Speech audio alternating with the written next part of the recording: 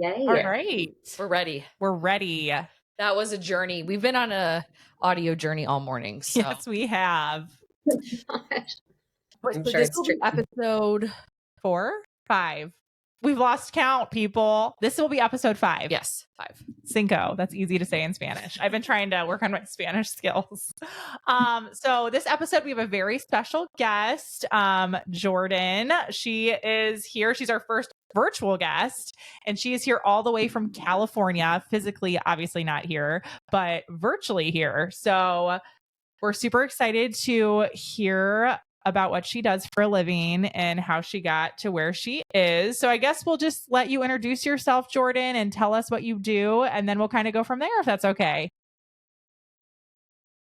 Yeah, absolutely. Sounds good. Well, thank you so much for having me. I am so excited to be here and be your first virtual guest. I am a licensed marriage and family therapist, and I am in California, as you said. So I only take clients in California. But it's so great to just connect with you both. And yeah, I've been working with people affected by cancer for 3-ish years now in nonprofit settings and also private practice. And what, I guess, got you interested in working with the cancer population? Yeah, so this niche, I don't know, kind of came to me through, personal experience and also just professional interests. So it kind of all started. My maternal grandmother passed from breast cancer.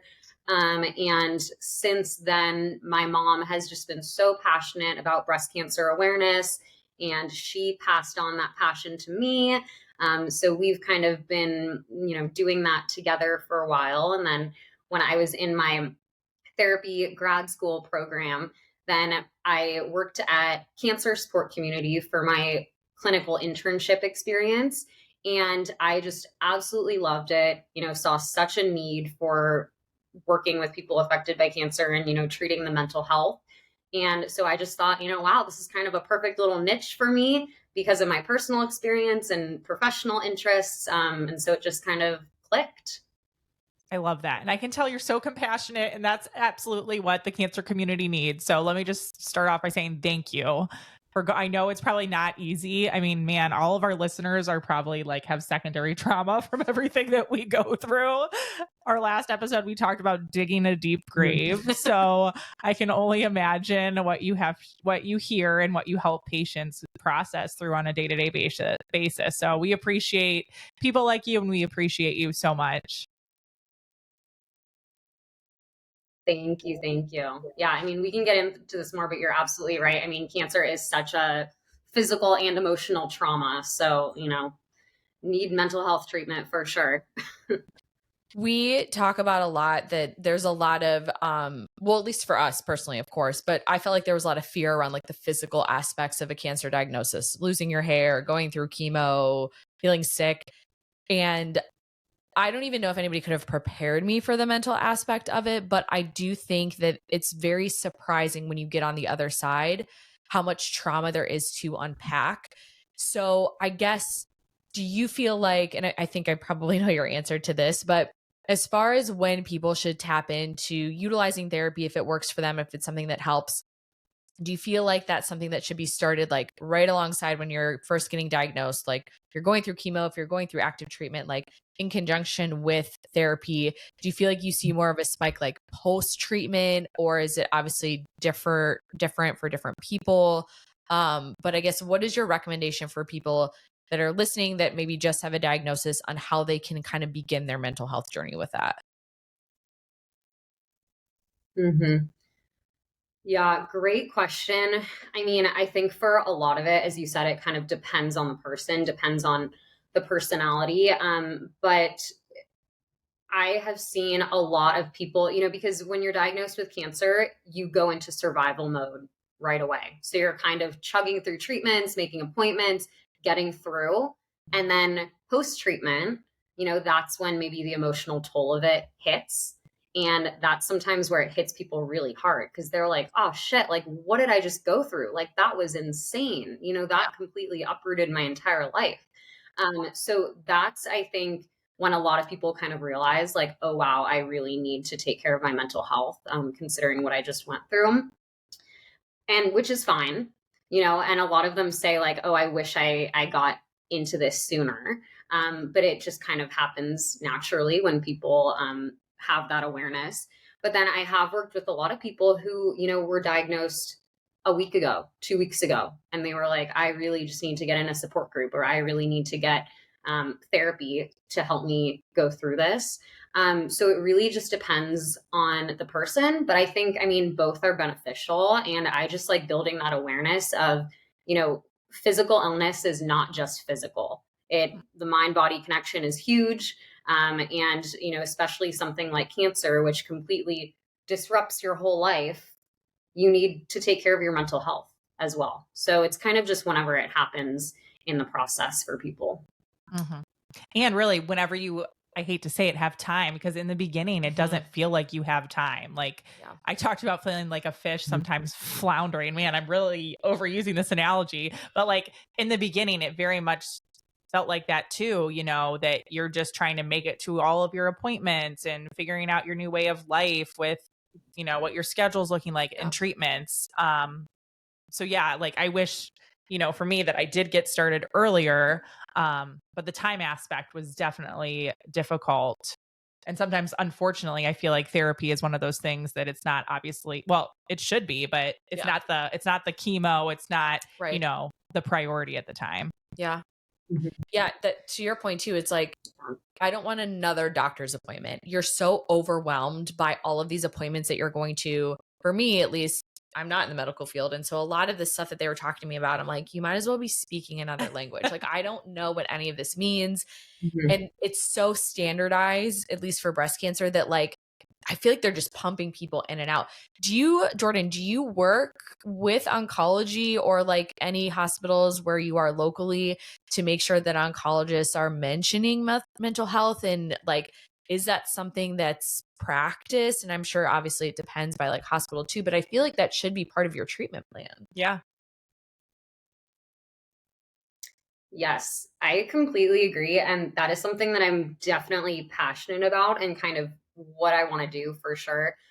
In California, there is an amazing City of Hope. I don't know if you've heard of it. It's just like an incredible cancer hospital. And so, cancer support community, where I lead support groups, and City of Hope are extremely connected. And there's a lot of like social work programs and like mental health treatment that way, which is really great. And I think that a lot of hospitals, because I've done some research just like in California, but also around the country. But a lot of hospitals are implementing social workers or therapists into their cancer support services, because they're recognizing that mental health treatment is super necessary. So that's really great. But yeah, I mean, I really advocate for anyone who is experiencing cancer to join a free support group. I mean, through Cancer Support Community, the national organization, we have incredible free support groups. Other organizations have those too, but support groups are truly, truly, truly amazing for so many reasons. But part of it is because it helps you realize that you can advocate for yourself, which, as you were saying, it's really important to do so, because when you're hearing all these words come at you, sometimes it's hard to advocate and ask questions, and to know that, you are allowed to ask those questions. And so something like a support group, hearing others' experiences, and also it kind of empowers you a little bit to know that, you know your body best, and that you are allowed to ask questions. You are allowed to question the doctors, and, to ask for English, please, instead of medical jargon. So that's super helpful. That's such a good point, because and we've talked about this, like I was diagnosed in Chicago, but ended up doing my treatment in Ohio. And I had a doctor in Chicago that kind of made me feel like getting a second opinion was very much unheard of. Like I was questioning her ability, which wasn't the case. It was just more like the physicality and like the geographic location of where I wanted to be during treatment. So I think also just having a little bit of confidence from another professional, even if it's not a support group, even if it's your therapist saying like, hey, like you're valid in the way that you're feeling, and it's okay to get a second opinion or whatever, even if it's something completely outside of that, or to push back on your doctors or whatever it is. I think sometimes, at least for me, again, because I'm not in the medical field, I do feel a little bit intimidated where I'm like, well, I don't know. Like, I'm just listening to what they're telling me to do. And like, who am I to question that? Sometimes you need that push. And so I think that that's a really, really good point to bring up, that you just need to give people the confidence to say, like, but it's at the end of the day, it's your body and you can do what you want to do. Yeah. Completely. Yeah. I've had people who I've worked with who, have kind of found ways to snap doctors out of their, doctor mode.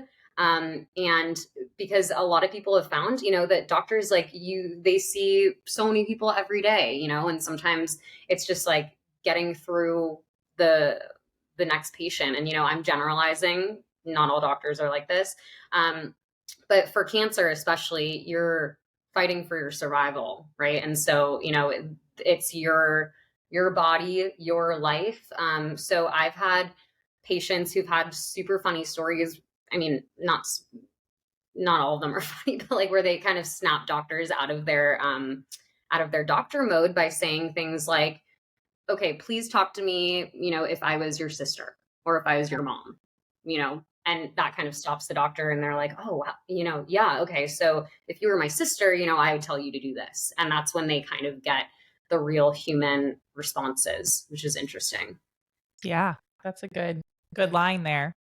Absolutely. One thing I wanted to ask, and no, I don't think it's too off topic, is like relationships changing when a partner or family member goes through cancer. So like my husband and I, we were newly married. We had a 5-month-old at the time daughter, and just like the relationship switching was really hard for me, but I'm sure was also very difficult for him. Do you have any guidance or advice, or do people seek treatment together as couples when, that happens, or just any thoughts on relationships changing during that time? hmm Yeah, yeah, absolutely. I mean, relationships definitely are altered, as you said, between spouses, between friends, children as well, extended family, just all of the relationships kind of shift when cancer is involved. I have done work with couples and with families and things like that. And I really think that above all, it's, this sounds kind of cliche, but it's the communication that Mhm. really helps people. Just communicating about, body changes, about how you're feeling, emotionally and physically for both sides, for the caregiver and for the person experiencing cancer. And just keeping that open and honest communication. Something that is, unfortunate, but I've seen a lot of, is that a lot of people who go through cancer are really surprised at family members and friends who kind of disappear. And that can be for so many different reasons. It can be because cancer is like a big scary word to some people, and they don't know how to deal with it. It could be because stuff is going on in their lives. It's so many different reasons, but that is really, really hard for a lot of people going through cancer, that, best friends who they thought would be there are not there. So I don't know if, you both have experienced that. But that's something so, so hard for people to cope with. Yeah. Yeah, I mean, I feel like we were just, the previous episode that we just recorded, we talked about boundaries and like what that looks like in relationships and in friendships. And I think it's more, I won't speak for you, but for me, I was very lucky that it was more the people that surprised me that showed up, like that you're maybe not necessarily as close with, or people just show their compassion in different ways. I felt like that was more my experience. However, there are relationships that definitely shift. And I think that Mhm. that's hard to, on top of everything else that's changing too, right? Like to your point, you mentioned body image and your body changing and just like your mental health changing and your relationships. It's a lot of things happening at once. So, do you have any advice or guidance on maybe how to navigate those conversations, or like I think for us too, it's hard to know, when do you walk away from a friendship or a relationship that's not serving you anymore? When do you have that conversation? And how do you even communicate to people like, I don't know, every day it's changing what I need from you. Like my mental health is so all over the place that I don't know what I need support wise. So I guess, do you have any advice or any recommendations on how to have those conversations, maybe even with yourself before you have them with any kind of relationship or friendship? Mhm. Yeah, absolutely. I mean, that's definitely the hard part. What you just said is that it can change day by day, right? What you need from others, what you need from yourself, and all of that. So it really does kind of start with self attunement. And there could be a lot of, I don't knows as well, because as you said, when you're going through cancer, so many body changes, side effects, mental health effects. Like you don't really know what's going on, and that's okay too. And so, you know, I can't speak for like everyone, but in my experience, I've had some people who have written, a list to their family members of, things that this is okay for you to say, and this is not okay for you to say. For example, some people have said, I don't want you to say, oh, you look great, right? But it is okay to say, oh, what can I help you with? Or can I come walk your dog? Things like that.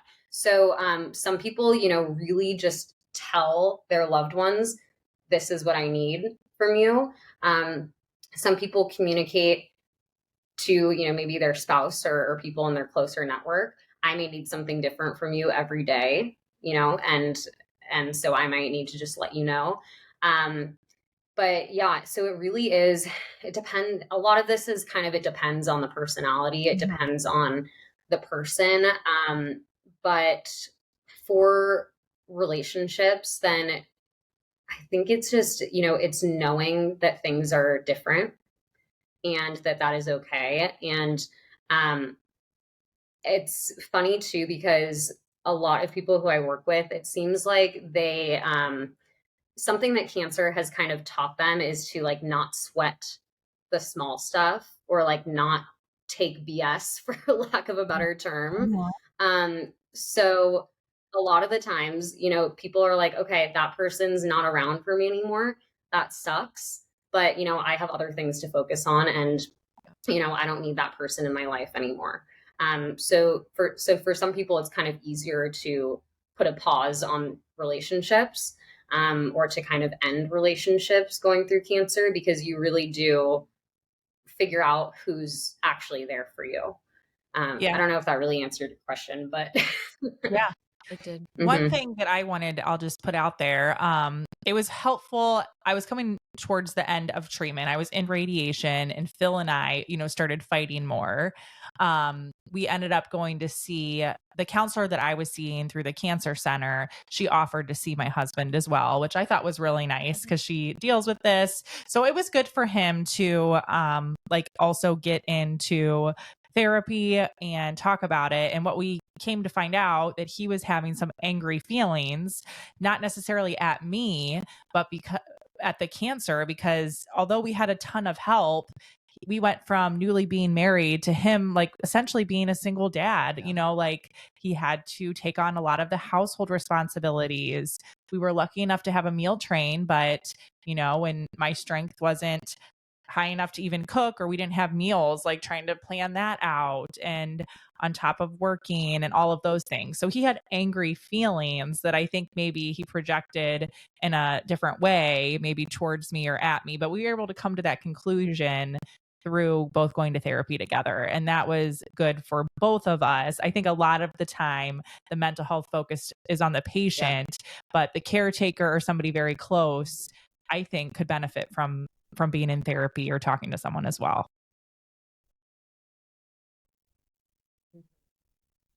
Absolutely. Yep. Yeah. Mhm. So we kind of talked a little bit Yeah. about when you're in active treatment, how people can show up or support you. I think the harder part, and I'm not trying to compare at all, but I think also with grief, if you lose somebody that you love, there's so much support in the beginning, right? There's the funeral and people are reaching out and sending condolences. And then once the dust settles and you have to move forward with life and you have to start living, that support isn't as, I don't want to say it's not as much, it's just not there as much, right? Like, and that's not to say that you don't have support. It's just not as often and always.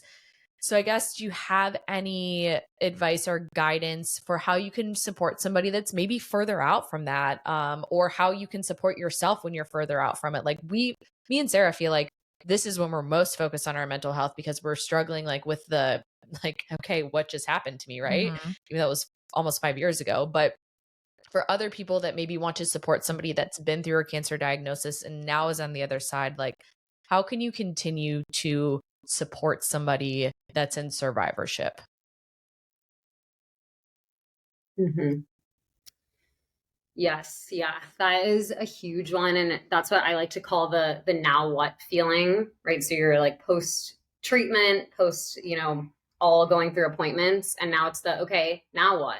Now I have to get back into normal life, and that is a lot of when the emotional toll of what you just went through hits really hard. So for the patient or for the person experiencing cancer, definitely know that you are not alone in that. I mean, that is a huge, huge struggle that a lot of people go through. And, it's really difficult because when you're done with treatments, people think that you're just back to normal, and everything's fine and you can go back to the way that things once were before cancer, but you really, really can't. I mean, your whole life has changed.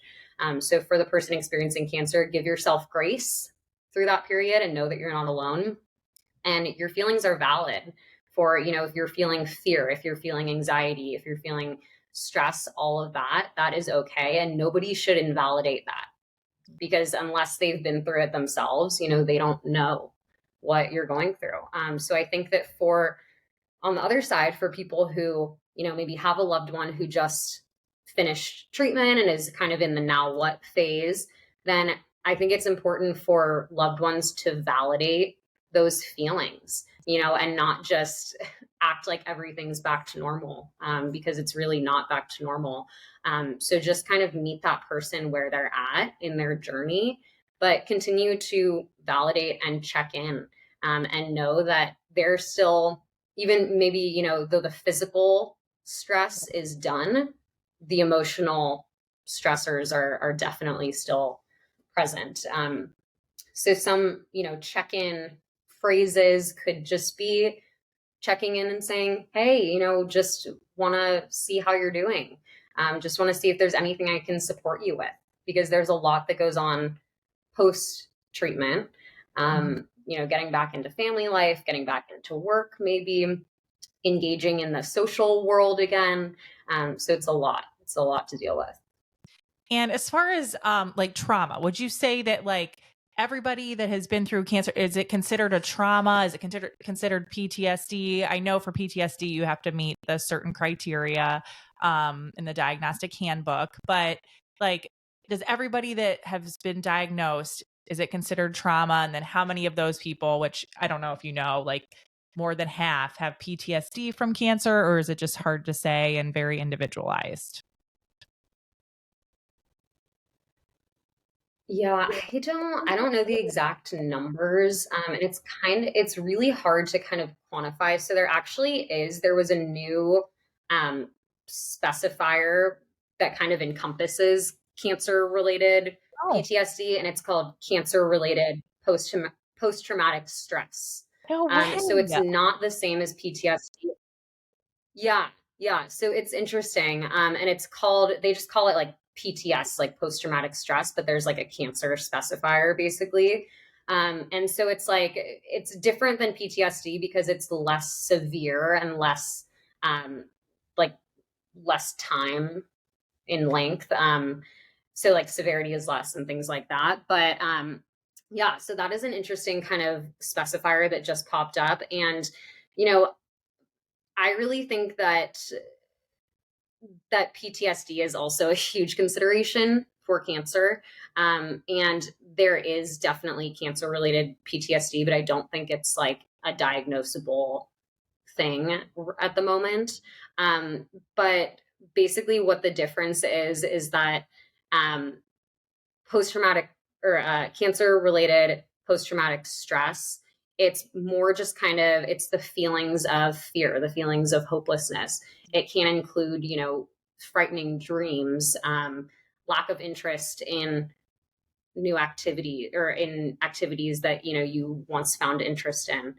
So that really, I mean, that to me kind of is everyone who's going through the cancer journey, Right. right? You have the fear, you have the anxiety, you have the stress, the hopelessness, all of that. You know, so it's hard to say that everyone who experiences cancer has that, but considering just how it messes with your emotions, you know, I really Mhm. do think that that is something that mental health professionals, medical professionals need to consider for anyone who experiences cancer. Yeah.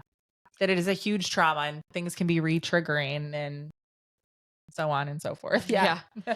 We often talk about Sarah's very into like mindfulness, meditation, Reiki. She's really good about that kind of thing. I struggle more with mindfulness meditation. My therapist always tells me like it's very, very beneficial if you can really focus on it.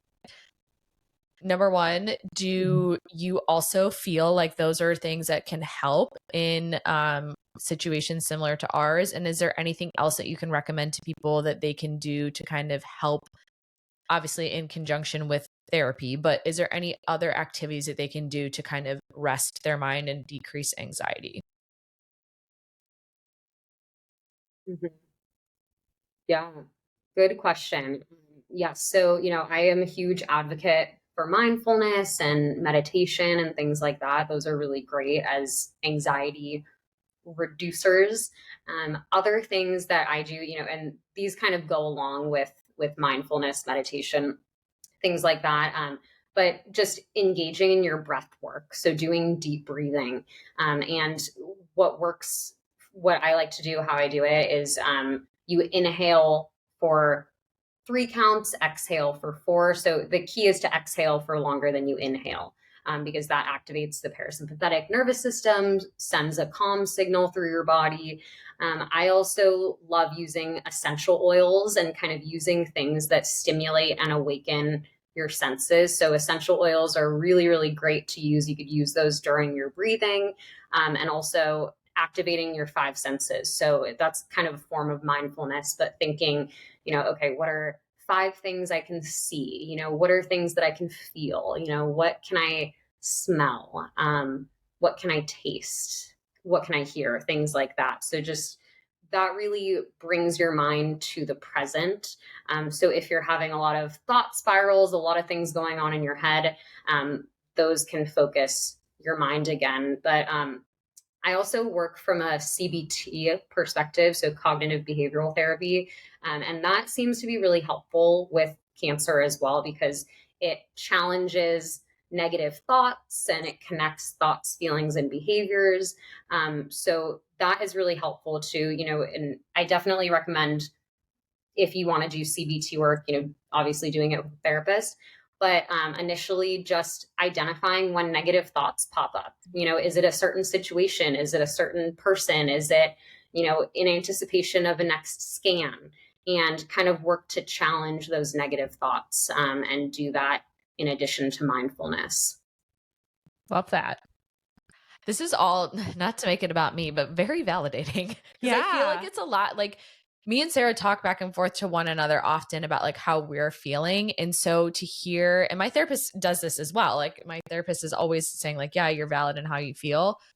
But I think it's really nice to hear that there's a lot of things that you can do to help your own mental health. I think though at the core of everything that you've told us, it has to start with you. Like there's a reason that they tell you to put your own mask on when the plane goes down before helping anybody else. It's true though, because like when you mention things like how people can show up for you or how you can kind of have these conversations with loved ones about how you need support, you have to know yourself how you need that support. And I mentioned it changes, but like you have to be aware of that. And you have to know like there are thoughts that are popping into my head right now that are triggering me or that are negative or whatever it is. Like it really needs to begin with you. And I think that that's scary, but like start with yourself. And then I think that you'll see I mean, I was in therapy before I was diagnosed with cancer, and it's harder to see that progression because it's not physical, like you're not adjusting how your body looks, it's all mental. And so I think that it can be a bit frustrating. At least it was for me in the beginning, because I'm like, I don't feel like I'm seeing any changes, and it's not as easy as like getting on a scale or whatever that looks like for you, as like as far as like alterations to your lifestyle. But I think therapy only works if you're willing to put in the work. And that's where people get tripped up, I think. Yeah, I agree. And, when my therapist or doing some suggestions that they may recommend and carrying those out, it does give me a sense of empowerment. Like I was standing in the snow in my bare feet. Are you still doing that, by the way? I stopped because my feet were too cold to ground, because that was recommended to me. And although I was miserable, I was like, okay, maybe if this is placebo, fine. But like, I feel good after this. I feel empowered that I did it, just completing that task and feeling more grounded. Like that sense of accomplishment was nice too. Like that's a good point though, too. So Jordan, at what point do you have to take a step back and say like, I've tried this, and Sarah was like, I'm miserable and my feet are cold. Like if there are suggestions on ways to help your mental health, or if it's mindfulness and breathing, whatever it is, like at what point do you have to take a step back and say like, this is no longer working, or like, I'm not looking forward to it? Or is this, I guess you just have to check in with yourself and say like, this is impacting my mental health, not in a positive way. Right? I don't know. Yeah. So you're talking about in like coping skills, like when coping skills are not working. Is that what you're? Yeah. I mean, coping skills, are difficult, and it's kind of, I get annoyed sometimes using that term as well, or using the term, self-care, things like that, because I mean, it really is just so individual to each person. And it honestly, it is coping, right? It's coping with whatever is going on, but it is just kind of, I mean, it's grounding yourself. It's checking in with your body. It's self-attunement. So that could look so different for each person. And, some people are really adverse to meditation. When I recommend it, they kind of roll their eyes a little bit, and sometimes they just have to try it a few times and then they realize that it works. Sometimes they try it, they realize it doesn't work. So that's something too that I love to do with clients, is just to be creative in whatever works. I mean, I've had people where, kind of similar to you're putting your feet in the snow, then what works for them to bring them to the present is to hold an ice cube, is to put an ice pack like on their neck. Some people it's, eating a sour candy that kind of brings them to the present. Other people, it's more typical meditation, breathing, things like that. Exercise is a big one as well, getting outside in the sun, but it's so individual. And for somebody that's listening that maybe has never done therapy before, they don't know where to start, we kind of mentioned making sure that you feel comfortable with your doctor, like similarly, making sure that you feel comfortable with your therapist. Where do you begin? Like if somebody, even if it's maybe not cancer focused, I know that you mentioned that there's an organization that people can tap into if they're looking for therapy, but I guess what should people expect going in? And how should they be checking in with themselves after they initially meet their therapist to say like, yes, I'm comfortable with this person, which seems very obvious maybe for people, but like a lot of people don't know how to check in with their gut, I feel like, So I guess, do you have a suggestion on like a couple sessions to make sure you're like, it's kind of like dating, vibing, right? Yeah, like give somebody a second date just to see. And if you're still not into it, like move on. But how do people begin? Like that's the hardest part, I think, is like just starting, I would say.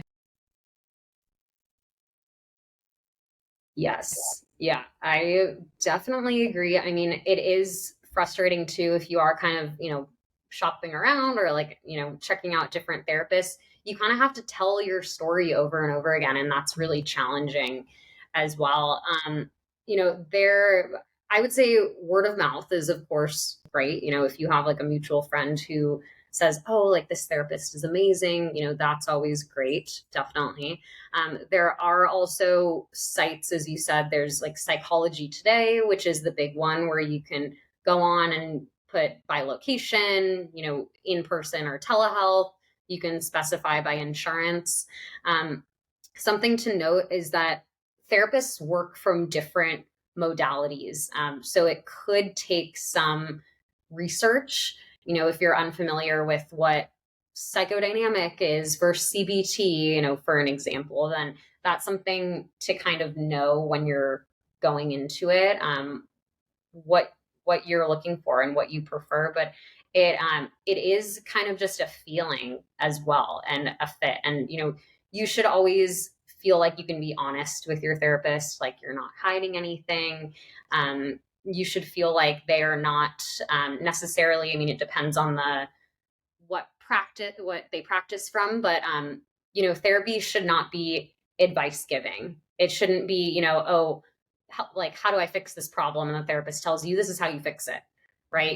It's really, a therapist is a mirror for you and a support system, and an unbiased party who you can share whatever you're going through with. So that's something to note too, that, if someone's saying, oh, I'm the expert and, this is what you do, might not be the right fit, because it really should be kind of a mirror of what you're going through, and with validation, with rapport, with that support.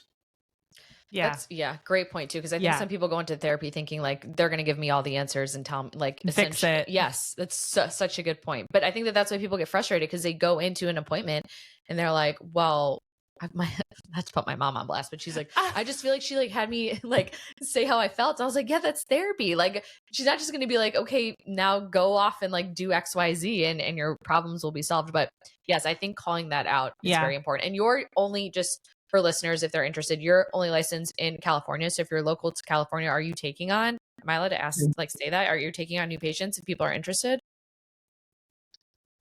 Yes, I am. Yes. So I can send you my information, and you can maybe like link it or something like that. But yes, only in California. Okay. And you did mention self-attunement a couple times. I just wanted, could you define what that is, if none of the listeners may know, like, what the process of self-attunement is and what that looks like?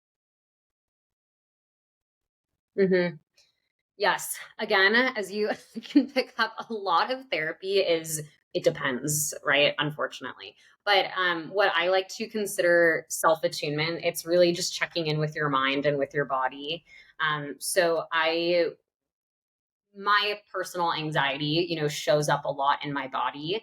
So I really work somatically. I understand like when your body is kind of experiencing stress, when your body is experiencing anxiety. So that is something really big, just kind of being aware of how the feelings show up in your body. So that's part of it. And then of course, with the mind part, self-attunement really is just figuring out your needs, figuring out, how you want to show up in the world, what you need from others, what you need from yourself to be functioning and kind of be your best self. Yeah, I love that. And I think part of that too, like, comes into like your values and checking in on what's important now, and like, what are your values and how are you living up to them? Like, how does it feel in your gut and your soul? So yes, thank you for explaining that. I also want you to be able to plug your podcast, because I know that a lot of things that we're talking about today you cover in your own personal podcast. So give us, the listeners, if they're not familiar with your podcast, what you cover, where they can tune in, topics, all of that good stuff. Yeah, thank you. So I do have a podcast called Just Therapist Things, and I'm on kind of the typical platforms: Spotify, Apple Music, Amazon, those type of places is where you can find me. I cover kind of a whole host of topics, so definitely psycho-oncology focus, a lot of anxiety. I also have some guests talking about just different types of therapy, such as art therapy, men's mental health, things like that. So it's kind of just a wide variety. But yeah, check it out if you're interested. We always say, I don't feel like we have a lot of men that listen to us, but a good topic to bring up, because I feel like men's mental health sometimes there's a bit of a stigma around that and taking care of it. And so I think it's important for men to know that there are resources for them and there's no shame in taking care of your mental health as a man. Absolutely. Yeah. Yeah. Anything else? Any other questions for Definitely. Jordan? Or Jordan, any questions for us? Yeah. I don't think I have anything else. Look, no. I mean, you both are incredible, and I just so appreciate what you do, sharing your stories, and just talking about all these topics, because I think, what we're both trying to do is open the conversation about cancer and about mental health, and, kind of destigmatizing all of what goes on with cancer, and normalizing it, because it really, I mean, so many people in the world are affected by cancer, right? And not a lot of people talk about it. So I really appreciate what you all do. And definitely I share your podcast with, clients and other people. So thank you so much for that. Oh, well, thank you. This was so great and informational, and I appreciate everything you do. So we appreciate you so much. And thanks for being our first virtual guest. Let's hope we figured it out. We'll see the recording, but we will also, we'll collaborate our social media posts so that everyone has your information, and we'll provide details as long as obviously you're comfortable with that. And thanks for being on. I know it's early for you in California, so we appreciate it. And let's just fingers crossed that like everything worked with this recording. That's Heck yeah. the only thing I'm worried about. So thank you so much for your time. We appreciate it. All right. Yeah, thank you so much. Bye. Bye.